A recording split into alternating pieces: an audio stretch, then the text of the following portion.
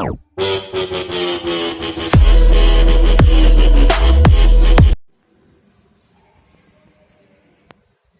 Students, मैं हूं कुष्मा तंवर और मैं कुष्मा तंवर के लेक्चर में आप सभी का स्वागतम है। और आज मैं आप सभी के लिए लेकर आई हूं 12th class political science part 1 का लेसन नंबर 2, एक दल के प्रभुत्व का दौर अर्थात era of one party dominance.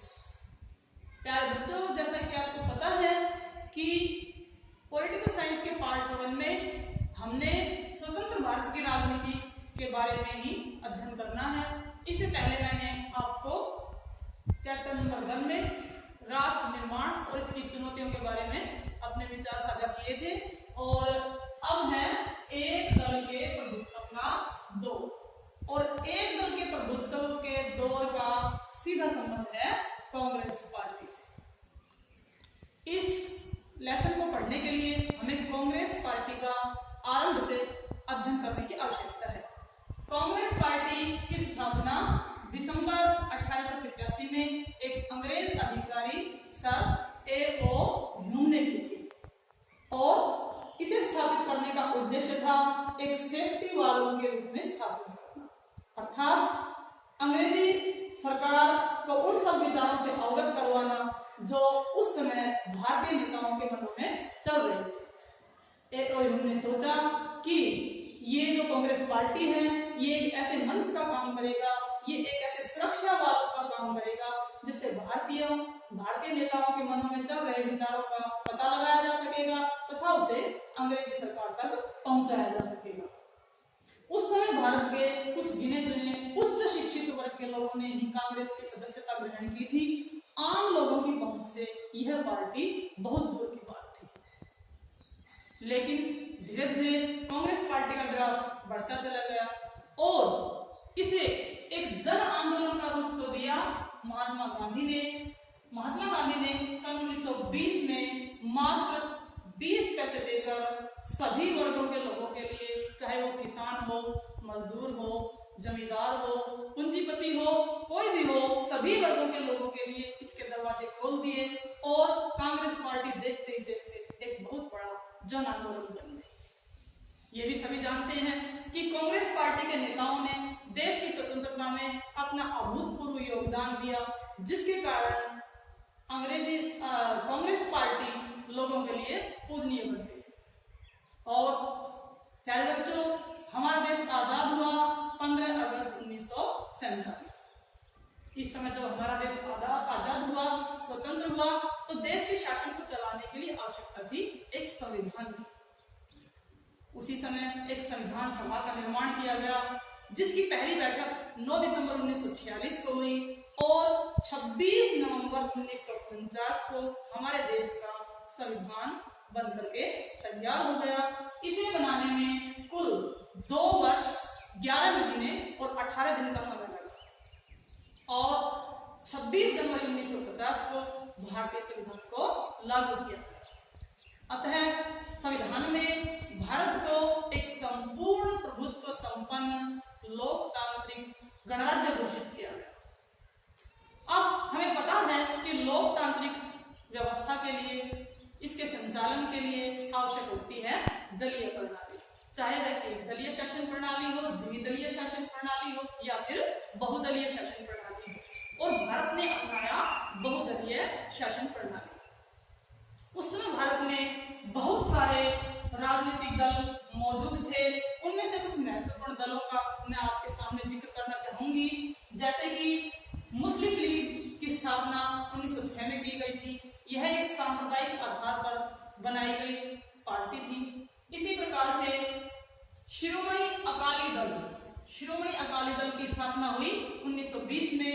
गुरुद्वारों पर सिखों के अधिकार को सुरक्षित रखने के लिए शिरोमणि अकाली दल की स्थापना की गई। इसी तरह से एक अन्य पार्टी कम्युनिस्ट पार्टी की स्थापना हमारे देश में 1925 में की गई। Mister M.N.. राय के नेतृत्व में 1925 में कम्युनिस्ट पार्टी की स्थापना हुई। आगे चल करके 1964 में कम्युनिस्ट पार्टी का विभाजन हो गया। इसके 2 टुकड़े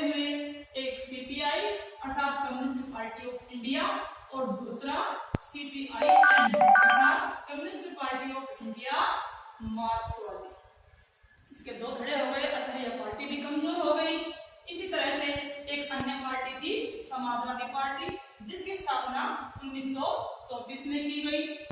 यह पार्टी मजदूरों तथा किसानों की हितैषी थी, इनके लिए अधिक कार्य करना चाहती थी। और प्यारे बच्चों, इसके अलावा एक पार्टी थी भारतीय जनसंघ, जिसकी स्थापना श्री श्यामा प्रसाद मुखर्जी के नेतृत्व में 1951 में की गई। इस पार्टी की जड़ें आरएसएस में पाई जाती हैं। यह हिंदी, हिंदू, हिंदुस्तान की समर्थक है। अब उस समय बहुत सारे राजनीतिक पार्टियां अस्तित्व में थी, परंतु लोगों की भावनाएं तो कांग्रेस के साथ जुड़ी हुई थी। देश के शासन को सुव्यवस्थित तरीके से चलाने के लिए उस समय एक स्थायी सरकार लाने की जरूरत थी, और स्थायी सरकार लाने के लिए जरूरी था एक चुनाव आयोग। 1950 में हमारे देश में एक स्वतंत्र चुनाव आयोग की स्थापना की गई, जो कि चुनाव संपन्न करवा सके। और 1951-52 में प्रथम चुनाव आयोजित करवाया गया। जिस समय भारत में 1951-52 में प्रथम चुनाव आयोजन करवाया जा रहा था, तो यह दुनिया का सबसे बड़ा लोकतंत्रीय चुनाव था। उस समय दुनिया में कोने कोने में यह प्रश्न उठाया जा रहा था कि क्या भारत में लोकतंत्रीय शासन प्रणाली सफल होगी। लेकिन भारत के लोगों ने धर्म, भाषा, व्यवसाय आदि विभिन्नताओं से ऊपर उठते हुए सूझबूझ के साथ सही लोगों को अपना मत प्रदान किया और भारत में लोकतंत्रीय शासन प्रणाली को सफल बनाया। भारत में इतने बड़े चुनाव को सफलतापूर्वक करवाने के लिए विश्व के कोने कोने में भारत के इस चुनाव की प्रशंसा की गई। चुनाव आयोग के प्रथम निर्वाचन आयुक्त बनाए गए सुकुमार सिंह। अब तक भारत में 17 लोकसभा के चुनाव आयोजित कराए जा चुके हैं, और वर्तमान समय में हमारे देश के निर्वाचन आयुक्त हैं श्री सुनील अरोड़ा। प्यारे बच्चों, 1951-52 के प्रथम आम चुनाव में कांग्रेस पार्टी स्पष्ट बहुमत से जीतकर आई और भारत में पहली सरकार बनाई। अन्य पार्टियों का ग्राफ इतना डाउन था कि वो एक संगठित विरोधी दल की भूमिका भी निभा सके। आपको पता होना चाहिए कि लोकतंत्र की स्थापना के लिए एक संगठित विरोधी दल होना भी आवश्यक है, और उसके लिए जरूरी है कि विरोधी दल बनने के लिए कुल सीटों का 10% हिस्सा प्राप्त करना जरूरी है। जैसे कि मैं एक उदाहरण के द्वारा आपको समझाना चाहूंगी कि भारत में 543 सीटों पर चुनाव होते हैं, तो उसका 10% हुआ 54 सीटें। अतः विरोधी पार्टी बनने के लिए, विपक्ष में बैठने के लिए कम से कम 54 सीटें मिलनी चाहिए। परंतु 1951-52 के प्रथम आम चुनाव के समय कांग्रेस को प्राप्त हुई 364 सीटें, और दूसरे नंबर पर आई कम्युनिस्ट पार्टी, जिसे कांग्रेस के बाद दूसरे नंबर पर सबसे ज्यादा सीटें मिली थी 16 सीटें। लेकिन वो एक विरोधी दल की भूमिका नहीं निभा सकती थी। उस समय कांग्रेस पार्टी की लोकप्रियता इतने चरम पर थी कि अन्य पार्टियों को विरोधी दल की भूमिका निभाने का मौका भी नहीं मिलता था। भारत में दूसरे आम चुनाव का आयोजन हुआ ठीक 5 वर्ष बाद 1957 में।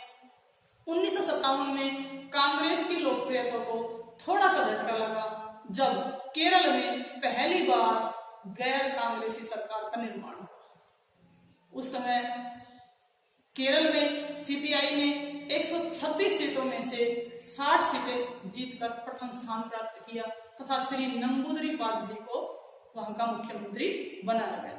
साथ ही कांग्रेस ने भी आश्वासन दिया कि वो राज्य की आंतरिक राजनीति में किसी प्रकार का हस्तक्षेप नहीं करेगी, लेकिन शीघ्र ही नंबूदरी-पाल जी को हटा करके और धारा 356 का प्रयोग करते हुए वहां पर राष्ट्रपति शासन लागू कर दिया गया। तीसरा आम चुनाव हुआ 1962 में। इस समय भी कांग्रेस को स्पष्ट बहुमत मिला और कांग्रेस की लोकप्रियता बरकरार रही। चौथा आम चुनाव 1967 में हुआ।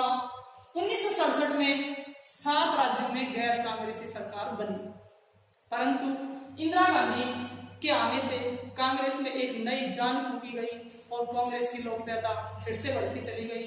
1971 के 5वें आम चुनाव में इंदिरा गांधी ने गरीबी हटाओ का नारा दिया तथा कांग्रेस पहले से भी ज्यादा सीटें जीत करके सत्ता में आई। इस प्रकार से हम देखते हैं कि स्वतंत्रता के समय से लेकर के और 1977 तक केंद्र में एक ही राजनीतिक दल का प्रभुत्व रहा और वो है कांग्रेस पार्टी। 1977 के छठे आम चुनाव में कांग्रेस द्वारा की गई कुछ गलतियों के कारण कांग्रेस पहली बार चुनाव हार गई तथा गठबंधन सरकार बनी। 4 पार्टियों ने मिलकर के सरकार बनाई जिसको नाम दिया गया जनता पार्टी की सरकार। लेकिन यह सरकार मुश्किल से ही 2 वर्ष चल पाई। अतः 1980 में ही देश को 7वें आम चुनाव का सामना करना पड़ा और 7वें आम चुनाव में कांग्रेस पार्टी पहले से भी अधिक बहुमत से जीत करके सामने आई और श्रीमती इंदिरा गांधी ने बहुत अच्छे काम किए। लेकिन 31 अक्टूबर 1984 को इंदिरा गांधी की गोली मारकर हत्या कर दी गई। उसके बाद उनके बड़े बेटे श्री राजीव गांधी को लाया गया। श्री राजीव गांधी ने भी जीत हासिल की और सरकार बनाई। 1989 तक उन्होंने 5 साल शासन किया। लेकिन इसके बाद कांग्रेस का ग्राफ गिरता चला गया, गठबंधन सरकारें सामने आने लगी और इस समय मैं कहूंगी कि वर्तमान समय में कांग्रेस अपने निम्नतम स्तर पर है। एक ऐसी पार्टी जिसके प्रभुत्व का दौर इतना लंबा चला, जो इतनी लोकप्रिय पार्टी थी, आज वो बिल्कुल ही जमीन पर है। आज उसे चुनाव में अकेली बिना गठबंधन के विरोधी दल में बैठने का मौका भी नहीं दिया जा सकता है।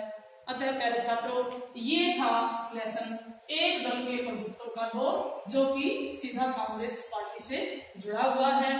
मैं समझती हूँ एक दल के प्रभुत्व के दौर का लेसन आपको अच्छी तरह से समझ में आ गया होगा और यदि आपको समझ में आया है, आपको ये लेसन अच्छा लगा, तो मैं चाहूंगी कि आप वीडियो को लाइक करें, शेयर करें, सब्सक्राइब करें और आप चाहें तो कमेंट भी करें। जब भी मैं आपके समक्ष हाजिर होंगी तीसरा लेसन लेकर।